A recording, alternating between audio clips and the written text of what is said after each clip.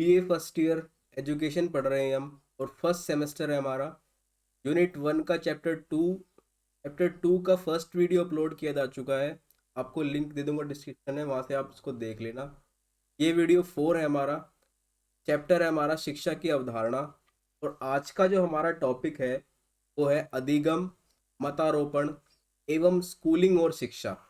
इसको डिटेल में डिस्कस करेंगे। और ये टॉपिक हमारा आता है चैप्टर 2 के अंतर्गत। तो चलिए स्टार्ट करते हैं। देखिए, सबसे पहले जानते हैं अधिगम क्या होता है। इंग्लिश में बात करूं तो अधिगम को हम कहते हैं लर्निंग। और लर्निंग का आप सब मतलब समझते होंगे, सीखना।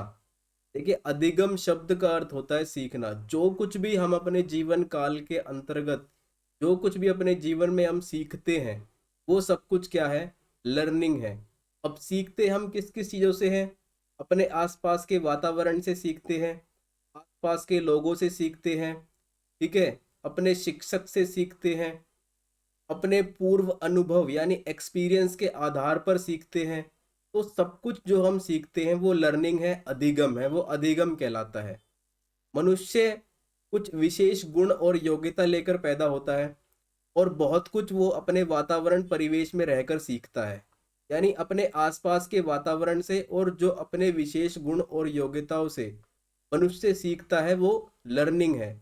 और बहुत कुछ मनुष्य अपने पूर्व अनुभव यानी एक्सपीरियंस के आधार पर सीखता है और नए ज्ञान का विस्तार करता है, जो हमारा कहलाता है अधिगम। फॉर एग्जाम्पल मैं आपको बताऊं तो जो भी हम अपने एक्सपीरियंस के आधार पर सीखते हैं, देखिए बड़े जो होते हैं अपने एक्सपीरियंस के आधार पर हमें बहुत कुछ बताते हैं। ठीक है, जैसे honesty is the best policy, ये हमें बताया गया कि ईमानदारी जो है वो सबसे अच्छा पॉलिसी है व्यक्ति के लिए। तो ये एक्सपीरियंस के आधार पर बताया गया है, अनुभव के आधार पर बताया गया है। तो यह सब कुछ क्या कहलाता है? अधिगम है। जो कुछ भी हम सीखते हैं वो सब कुछ अधिगम में आता है। यह एक निरंतर चलने वाली प्रक्रिया है जो आजीवन चलती है। देखिए, अधिगम जो है, लर्निंग जो है, वो एक लाइफ लॉन्ग प्रोसेस है। हम जीवन में प्रतिदिन प्रति मिनट कुछ ना कुछ सीख रहे हैं। यह कंटिन्यूसली चलता है, हम डेली सीखते हैं। कभी अपने आसपास से के लोगों से, माँ बाप से, दादा दादी से, ठीक है, समाज में अपने दोस्तों से, सामाजिक लोगों से जब मिलते हैं उनसे, विद्यालय में शिक्षक से। तो जो कुछ हम सीखते हैं वो हमारा कंटिन्यूसली चलता है, निरंतर चलता है। और बाहर जो हम सीखते हैं वो सब कुछ लर्निंग है। आजीवन चलता है ये हमारा, यानी जीवन से लेकर मरण तक चलता है। लर्निंग जो है, अधिगम जो है, अगर औपचारिक रूप से बात की जाए तो लर्निंग विद्यालय के अंतर्गत हम जो लर्निंग है वो चार चीजों को अफेक्ट करती है, यानी चार चीजों को प्रभावित करती है, या चार चीजें बेस होती है लर्निंग की। शिक्षक, शिक्षार्थी, शिक्षण विधि और शिक्षण सामग्री। देखिए, शिक्षण जो है छात्र को सिखाता है, पढ़ाता है, समझाता है। फॉर एग्जाम्पल हम औपचारिक रूप से बात करें तो शिक्षक जो है छात्र को कुछ पढ़ाना चाह रहा है किसी विषय से संबंधित। मान लो टीचर को छात्र को पढ़ाना है साइंस, ठीक है। तो साइंस पढ़ाने के लिए वह शिक्षण विधियों का प्रयोग करेगा और शिक्षण सामग्री का प्रयोग करेगा। जैसे शिक्षण विधि की बात करूं तो साइंस में अगर कोई चैप्टर है तो वह उसे डेमोस्ट्रेशन के माध्यम से पढ़ा सकता है। डेमोस्ट्रेशन एक विधि होती है, ठीक है, जिसे हम दिखाकर कहते हैं कि साम डेमो दिखाकर पढ़ाना, डेमो दिखाकर पढ़ा सकता है। वह शिक्षण सामग्री का प्रयोग करता है। शिक्षण सामग्री से हमारा अभिप्राय उस सामग्री से है जो उस चैप्टर से रिलेटेड होगी। फॉर एग्जाम्पल चार्ट का प्रयोग कर सकता है टीचर, ठीक है, ब्लैक बोर्ड का प्रयोग करता है, फ्लैश कार्ड का प्रयोग कर सकता है, या कोई डिफरेंट काइंड वीडियो या ऑडियो विजुअल के माध्यम से छात्र को पढ़ा सकता है। तो ये चार चीजें हैं जो औपचारिक रूप से अधिगम को प्रभावित करती है, लर्निंग को प्रभावित करती है, या कह सकते हैं हम कि लर्निंग इन चार चीजों पर बेस्ड है। सीखने की जो प्रक्रिया है देखो, वो दो चीजों के अंतर्गत चलती है, या दो प्रकार से हम कह सकते हैं चलती है। पहला है तर्क चिंतन परक अधिगम, और दूसरा है गतिविधि या अनुभव परक अधिगम। तर्क चिंतन की बात करें तो इसके अंतर्गत छात्र जो है वो सेल्फ स्टडी या कह सकते हो कि अपने आप से सीखते हैं। लर्निंग बाय डूइंग, यानी अपने आप से सीखना। अपने दिमाग का अपने आप प्रयोग किया जाता है। छात्र के सामने ऐसी सिचुएशंस बना दी जाती है कि वो खुद से सोचे, खुद से चिंतन करे, तर्क करे और सीखे, लर्निंग करे। ठीक है, तो अपने आप से सीखना होता है चिंतन परक अधिगम। इसमें छात्र अपना दृष्टिकोण बनाते हैं, उसकी तर्क शक्ति का विकास होता है, निरीक्षण शक्ति का विकास होता है और समस्या समाधान का विकास होता है। समस्या समाधान जो उसकी शक्ति होती है उसका विकास होता है। दूसरा जो होता है लर्निंग का पार्ट, जो बच्चा सीखता है वो गतिविधि या अनुभव परक होता है, अर्थात एक्सपीरियंस के माध्यम से छात्र जो है वो सीखता है। एक्सपीरियंस की बात करूं तो छात्र के सामने कुछ इस प्रकार से विधियां कह सकते हैं या इस प्रकार से नियम दे दिए जाते हैं, उनके आधार पर छात्र सीखता है, उन नियमों को वो फॉलो करता है। तो ये हमारा कहता है अनुभव कहलाता है अनुभव परक या गतिविधि परक अधिगम। अब हम बात करते हैं मतारोपण की। देखिए मतारोपण ये शब्द आपने पहले शायद कभी ना सुना हो। मतारोपण का अर्थ होता है या मतारोपण एक ऐसी प्रक्रिया है जो मनुष्य की सोच समझकर निर्णय लेने की क्षमता को प्रभावित करता है। अर्थात यह एक निश्चित दायरे में रहकर मनुष्य को सोचने के लिए बाध्य करता है। मतारोपण के अंदर मनुष्य अपनी खुद की सोच समझ से परे हो जाता है और उसके ऊपर जो निर्णय थोपा जाता है उस पर वह कार्य करता है। मतारोपण मनुष्य को पंगु बनाता है। देखिए मतारोपण में क्या होता है, छात्र के सामने कुछ नियम और कानून दे दिए जाते हैं और छात्र उसको ब्लाइंडली फॉलो करता है। यानी इसके अंतर्गत छात्र को स्वयं से सोचने की आजादी नहीं होती, वह नियम और कानूनों को फॉलो करता है। ठीक है, यह कहलाता है मतारोपण। मतारोपण में जो उसे सिद्धांत बता दिए जाते हैं बच्चे को, वही उसके लिए सर्वोपरि होते हैं और उसके किसी भी पक्ष का खंडन जो होता है वो उसको स्वीकार नहीं होता। अर्थात इसके अंतर्गत छात्र, बच्चा या फिर मनुष्य अंधभक्ति, जिसे कहते हैं ना अंधा विश्वास, वह करता है, अटल कटिबद्धता में विश्वास रखता है। मतारोपण में कुछ ऐसा है जो तर्क विवेक से परे है, यानी यहाँ पर ना तो कोई तर्क कर पाता है और ना अपने दिमाग से कोई सलाह मशवरा दे पाता है। यह कहलाता है मतारोपण।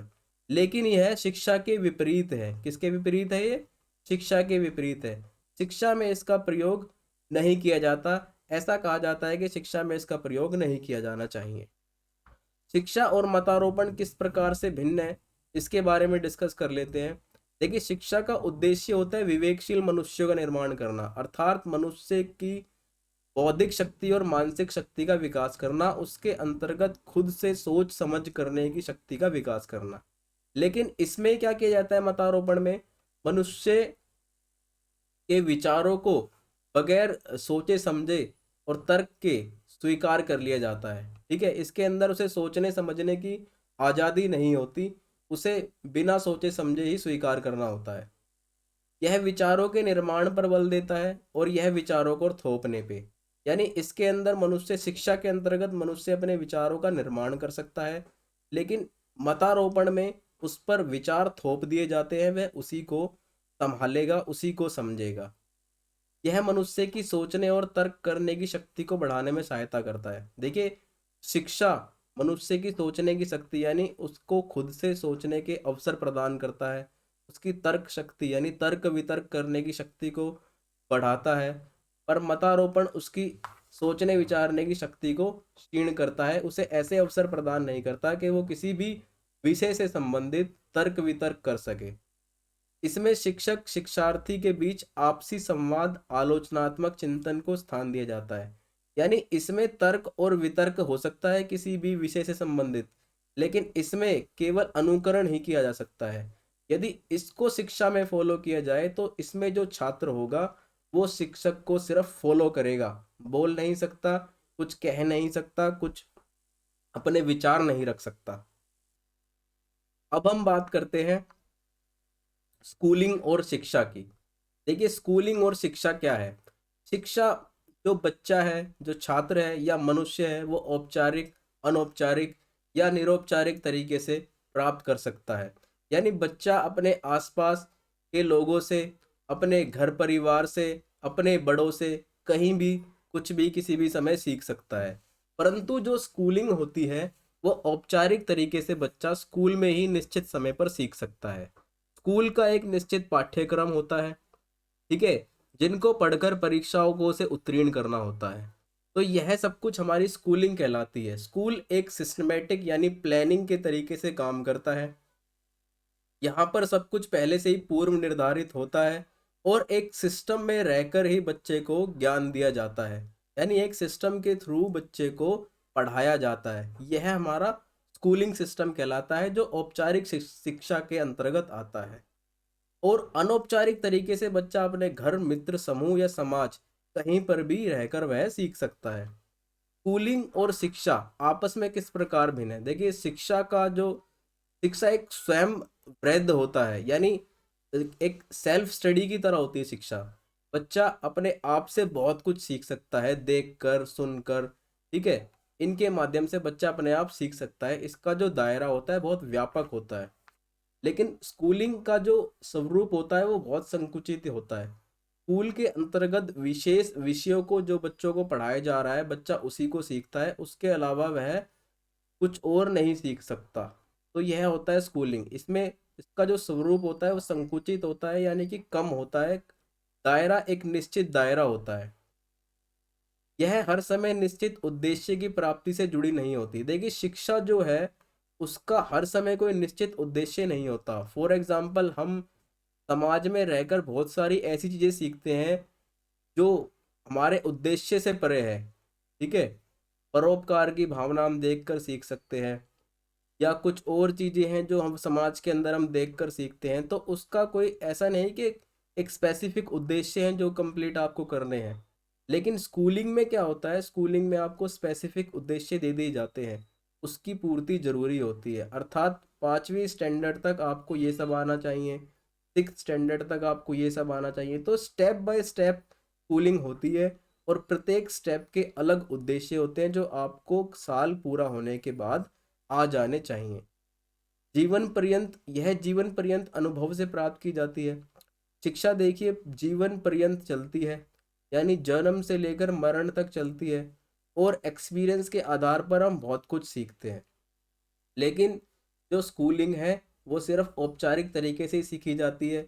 यानी एक निश्चित संस्थान होता है जहाँ पर जाकर आप सीखते हो, पढ़ते हो।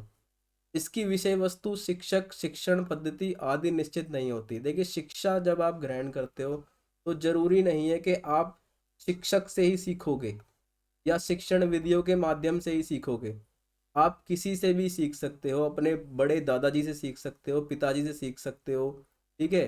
समाज में रहने वाले जो सोशल वर्कर हैं उनसे आप सीख सकते हो, और भी जो लोग समाज में रहते हैं उनसे आप सीख सकते हो। इन सभी चीज़ों से आप सीख सकते हो। लेकिन स्कूलिंग की बात करें तो इसकी एक विषय वस्तु होती है, ठीक है, पाठ्यक्रम होता है, शिक्षण पद्धति होती है, शिक्षक होता है।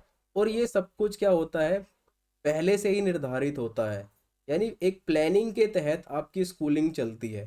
एक पाठ्यक्रम होगा, ठीक है, सब्जेक्ट होगा, क्लास होगी, टाइम पे आपको टीचर पढ़ाने आएगा, शिक्षण विधियों के साथ आपको पढ़ाएगा। तो ये सभी चीज़ें स्कूलिंग के अंतर्गत आती है। शिक्षा की बात करें तो इसमें सभी मनुष्य किसी न किसी रूप में या किसी न किसी साधन से प्राप्त कर ही लेते हैं। देखिए शिक्षा जो है वो प्रत्येक मनुष्य किसी भी रूप में किसी भी व्यक्ति से कहीं भी प्राप्त कर सकता है, और कोई भी किसी से भी सीख सकता है। यानी इसका जो दायरा है, इसका जो क्षेत्र है वो इतना व्यापक है कि हमें जरूरी नहीं कि हम शिक्षक से ही सीख सकते हैं। हम किसी से भी सीख सकते हैं और कहीं पर भी सीख सकते हैं। हमें किसी विशेष साधन की या ये किसी विशेष उपकरण की आवश्यकता नहीं होती। वहीं बात करें हम स्कूलिंग की, तो स्कूलिंग क्या है, देखो स्कूलिंग के अंदर मनुष्य एक औपचारिक संस्थान में रहकर ही सीख सकता है।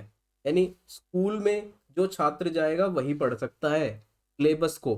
कोई और उसको नहीं पढ़ सकता। तो यह एक औपचारिक तरीके से चलती है और औपचारिक संस्थान पर चलती है।